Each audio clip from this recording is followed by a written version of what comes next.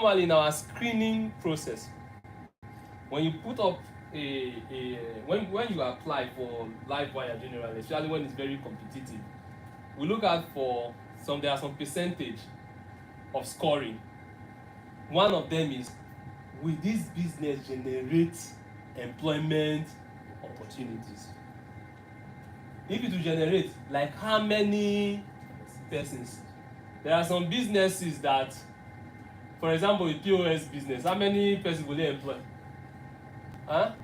It will be more than one now. Or will you employ 10 persons to be manning one POS point? Are you getting my point? Compared to someone who is saying, I want to process food, there are different what? Stages. So there may be one person in this stage, one person in this stage. You get my point? So that's one thing we look at when we look at the screening.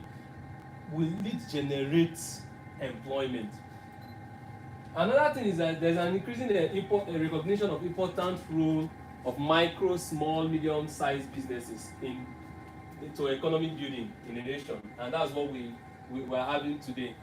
Before, when politicians are campaigning to say we'll provide jobs, we'll create jobs, most of the time it's not that they will give you what employment opportunity or your employment later. No, it may be in form of what? Giving you a grant, like what LiveWire is all about, so that you can start a business. When you start a business, are you employed? No. You are the first employee of that business. Employed. So that is one. Then there is also a desire for young people to own their businesses. Right? We have a sister who was working for a school. And she was like, she's getting tired of the whole, you know how private schools, I don't know who has taught here before, everything that can be taken will be taken from you. And she was like, she's tired of waking up 5 a.m. rush to meet up with school, stress herself, and at the end, I think the payment for schools in Port Harcourt is relatively higher. When I was here, I remember a friend telling me that they pay him close to 40,000. That was like 2017. But to shock you that there are some places like in Delta that still pay teachers, graduates 30,000, 20-something thousand. And that's what she wakes up every morning to return 4 o'clock. And the funny part is, those who went to school, closing time we know is what? 1, 2 p.m., 2 p.m. 2 o'clock at most. Highest, some school is 1:30. Yes. 2 o'clock. But these days, it shocks us to see that children are kept in school till like 4. It's called lesson, but to me it's not even lesson. Because something, you now have a curriculum that builds, because what we understood as when we went to school was that when you close from school, you go home, you eat, refresh, and return back to. But is that what we have? No. Are you getting my point?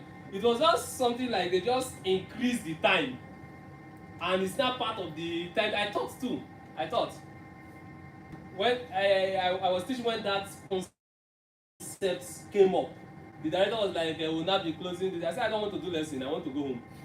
You can do your lesson, but I want to go home." But I stayed back when I now had to handle some children who have a reading problem. But that one was like lesson. They close normally, and those that are interested in lessons stay back. Why those that are not interested, they go home. But gradually, it now became a part of the thing. So you imagine stressing yourself all through, and what you just have is 20-something thousand naira or 30-something thousand naira, even lower than the minimum wage.